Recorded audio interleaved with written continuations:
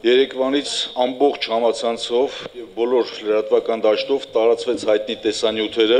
որտեղից ակնհայտ դարձավ մեր բոլորի համար, թե ինչպիսի ստոր գործողություններ է իրականացվել զինվորի նկատմամբ, բանակի նկատմամբ, Հայաստանի Հանրապետության դեմ կարելի է այս ձևակերպմամբ ասել, որը որ որևիցե կերպ չեն կարող բնութագրել, որ ազգային հերոսի կողմից նման գործելաոճ է եղել, այնուամենայնիվ այս ամեն ինչը մերկացվել է բոլորի առջև հրապարակային է դարձվել, թե ինչպիսի գործողություններ է իրականացվել եւ նման գործելաոճ ունեցող անձին ոչ միայն հասարակության կողմից լինի վերաբերմունք, այլ նաև օրենքի ամբողջ խստությամբ պետք է պատասխանատվության ենթարկվենք։ Մենք պատերազմող երկիր ենք, մենք բազմաթիվ խնդիրներ ունենք եւ այս խնդիրների ներքո նման գործելաոճ նման անձի կողմից պարզապես ամենամեղմ ձևով ասած անթույլատրելի է եւ օրենքի առջև կրկնում եմ, որ պետք է պատասխանատվության ենթարկվեն։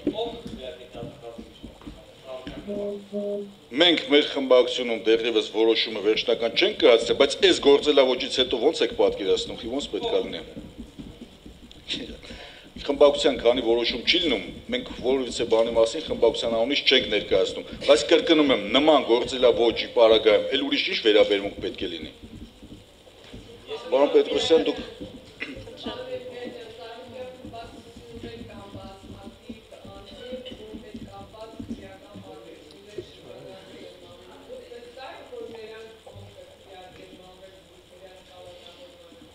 Արգելի գործընկերներ, Ծառուկյան խմբակցությունում այն ինչ որ քննարկվում է եւ որպես որոշում մենք մեր համար արձանագրում ենք, բոլորի համար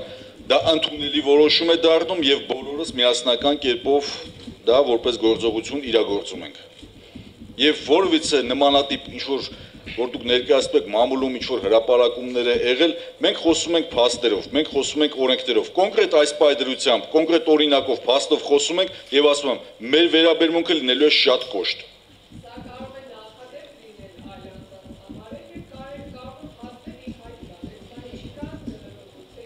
Առհասարակ Հայաստանի Հանրապետությունում բոլորը պետք է գիտակցեն, որ քաղաքական իրավիճակ է փոխվել, մթնոլորտ է փոխվել եւ ժողովուրդը եւ ներկայիս իշխանությունները վճռական են, որպեսզի օրենքի գերակայություն լինի։ Հայաստանի Հանրապետության քաղաքացու ազատություն գերակայություն լինի, արժանապատիվ կյանքի գերակայություն լինի։ Սա է հիմնական մեր կողմից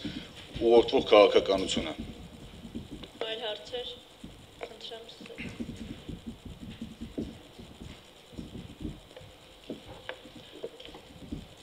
Հարցը սողում եմ երկուսի դել,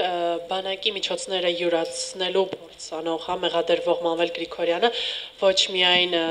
գեներալի կոչում ունին, այլ նաև Արցախի ազգային հերոսի։ Այս կապակցությամբ ձեր կարծիքը որն է, արդյոք պետք է նրան զրկել Արցախի հերոսի կոչումից։ Շնորհակալ եմ։ Շնորհակալություն Հայաստանի Հանրապետության գործող քրեական օրենսգրքի համաձայն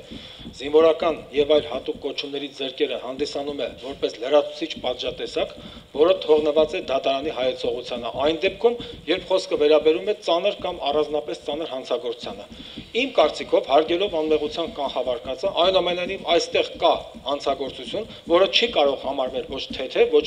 միջին ծանրության, այսինքն իսկապես այստեղ կա ծանր կամ առանձնապես ծանր հանցագործություն, հետևաբար դատարանը լիարժեք իրավասու է կիրառել այդ պատժատեսակը։ Եվ առիթից օգտվելով ես էլ եմ միանում իմ գործընկերոջ կարծիքին, որ Ծառուկյան դաշինքը շահագրգռված է ցանկացած իրավախախտում բացահայտելու եւ դրանում իրականում մեղավոր անձանց օրենքով նախատեսված արդարացի պատասխանատվության ենթարկելու համար։ Ընդ որում, մենք շատ ավելի կողջունենք այս ամեն ինչը, եթե այս միջոցառումը չավարտվի մեկ անձով, որովհետեւ ես չեմ կարող կիսել այն կարծիքը, որ այս երկրում կա մի միամիտ մարդ, որ մտածում է, որ այդ ամեն ինչը ընդհանրապես պարփակված է մեկ անձի շրջանակներում։ Պետք է իրավապահ մարմինները հետամուտ լինեն նույն ջանասիրությամբ, բարձել այդ արարքի օժանդակողներին, կազմակերպիչներին, հովանավորներին, եւ եթե մենք իսկապես ուզում ենք արդարության մթնոլորտ ապահովել Հայաստանում,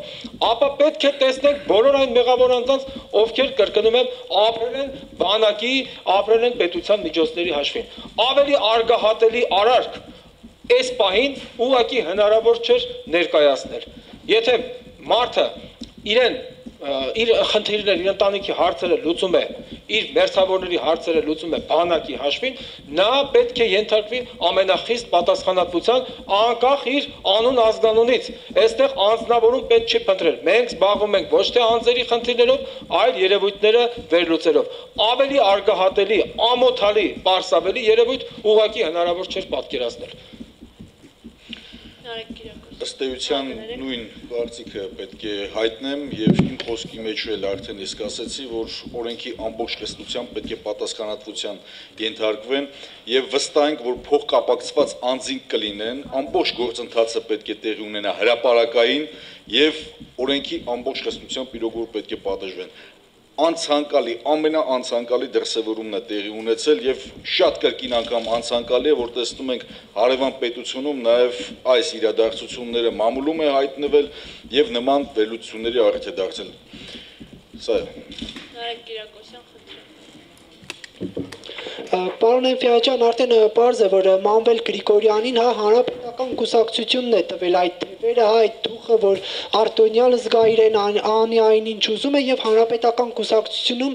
միայն Մանվել Գրիգորյանը չէ, կան էլի շատ պատգամավորներ, ովքեր Արտոնյալի դիրք ունեն եւ ստացվել է այնպես, որ հանրապետական կուսակցությանն էլ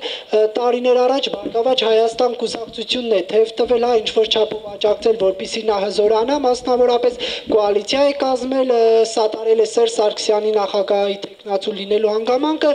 Բարգավաճ Հայաստան կուսակցությունը իրեն ինչ որ չափով մեղավոր զգում է հանրապետականին հզորացնելու համար եւ ստեղծված իրավիճակի համար։ Դուք ձեր հարցի մեջ արդեն որոշակի բովանդակություն եք հաղորդում նաեւ, որը որ իրականության հետ կապ չունի։ Դեռևս 2007 թվականի գործընթացի մասին եք խոսում, կոալիցիոն հուշագրի մասին, երբ որ Բարգավաճ Հայաստան կուսակցությունը փորձել է իր ներուժը ամբողջությամբ ծառայեցնել Հայաստանի Հանրապետության զարգացման եւ Հայաստանի Հանրապետության քաղաքացու բարեկեցիկ կյանքի հետ կապված։ Երբ որ մենք տեսել ենք ինչպիսի մթնոլորտ ու միջավայր է, երբ որ տեսել ենք ինչպիսի քաղաքականություն է վարվում, մենք դուրս ենք եկել ընդդիմադիր դիրքորոշում ենք ունեցել եւ զբաղեցնել ենք ընդդիմադիր դաշտում մեր պատվավոր տեղը։ Եվ գիտեք, հայտնի ինչպիսի զարգացումներ է տեղի ունեցել նույն հանրապետական կուսակցության ներկայացուցիչների կողմից, ինչպիսի փորձել են գնահատականներ տալ Բարգավաճ Հայաստան կուսակցության գործելավոճի հետ կապված։ Մեր համար, մեր ժողովրդի, մեր պետականության հզորացումը, բարեկեցությունը ամենակարևորագույնն է եւ նման ձևակերպումներից եկեք զերծ մնանք, որ փորձում եք ինչ-որ ցեխ շպրտելուց մի հայտնի արտահայտություն կի, ասած ցեխը կարող է տեղ չհասնել, բայց ձեր ձեռքերը կեղտոտվեն։ Մեր գործելավոճի մեջ մենք եղել ենք միշտ ազատ, միշտ թափանցիկ եւ մեր գործունեությունը միտված է եղել միմիայն Հայաստանի Հանրապետության հզորացմանը եւ մեր երկրի քաղաքացու արժանապատիվ կյանքի ապահովմանը։ Ներողություն, նաև ես հավելեմ իմ գործընկերոջ խոսքը, որում գոյություն ունի իրավաբանության մեջ անձնական պատասխանատվության սկզբունք, հարգելի լրագրող, եւ դուք պետք է իմանաք, որ ամեն մեկը պատասխանատու է իր մեղավորությամբ կատարված արարքի համար։ Եթե երբևէ ինչ որ քաղաքական ուժի հետ Բարգավաճ Հայաստան կուսակցությունը կոալիցիա է ունեցել, հիմա էլ այսպես ասած ազգային համաձայնության կառավարության անդամ է, դա չի նշանակում, որ Բարգավաճ Հայաստան կուսակցությունը պատասխանատվություն է կրում տվյալ քաղաքական ուժը ներկայացնող կոնկրետ անձանց կոնկրետ հանցագործությունների համար։ Հորդորում եմ ձեզ ուշադիր լինել ձեր հայտարարությունների մեջ, հարգել մեր իրավունքի սկզբունքները եւ նորից եմ ասում, գիտակցել, որ Հայաստանում գործող օրենսդրությամբ սահմանված եւ կիրառվում է անձնական պատասխանատվության սկզբունքը։ Բարգավաճ Հայաստան կուսակցությունը քաղաքական պատասխանատվություն է կրում իր անդամների քաղաքական գործունեության համար, իսկ կոնկրետ անձինք քրեական պատասխանատվություն են կրում իրենց կատարած հանցագործությունների համար։ Եվ անկախ նրանից, ով ինչ քաղաքական հայացք ունի, որ քաղաքական կուսակցությանն է անդամակցում, օրենքի առջև բոլորը պետք է լինեն հավասար եւ պատասխան տան բնականաբար հավասար։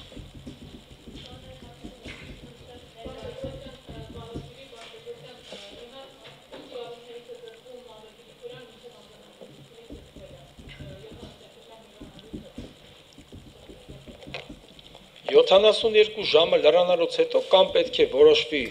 Մանվել Գրիգորյանին ազատ արձակելու կամ անազատության մեջ պահելու հարցը։ Այլ իրավունքների մասին խոսք չկա։ Այստեղ կարծիք է շրջանառվում այսօր նաև, որ խոսքը վերաբերում է հերթական նիստի ընթացքում այդ գործողությունը իրականացնելուն, նկատի ունեմ, բայց սա իրավական ակտի տառացի մեկնաբանությունն է, որը փոխում է իրավական ակտի իմաստը։ Նորմատիվ իրավական ակտերի մասին Հայաստանի Հանրապետության օրենքի 41-րդ հոդվածի համաձայն իրավական նորմը պետք է մեկնաբանել ելնելով այն նպատակից, ինչը ունեցել է իրավաստեղծ նորմաստեղծ մարմինը։ Ազգային ժողովի կանոնակարգ սահմանադրական օրենքը, երբ որ նախատեսել է ազգային ժողովի падգամավորին անձնամխելիությունից զրկելու արարողակարգ հերթական նիստերի ընթացքում, սա չի կարելի մեկնաբանել այնպես, որ այս դեպքում այդ հնարավորությունը չկա, այսինքն արտահերթ նիստով, որովհետև երբ որ օրենքը падգամավորի համար նախատեսում է անձնամխելիություն, վերանանք անձերից, բայց օրենսդրի նպատակը այն չէ, որ օրենքը պաշտպանության տակ առնի հանցագործ падգամավորին։ Օրենքի նպատակը այն է, որ օրենքը կանխի падգամավորի նկատմամբ ոչ իրավաչափ, ոչ համարժեք հետապնդումը։ Այս դեպքում կարծում եմ գլխավոր դատախազը լիարժեք իրավասու է խնդիրը ներկայացնել եւ ազգային ժողովն էլ ցուցաբերի իր վերաբերմունքը կոնկրետ այդ խնդրի նկատմամբ։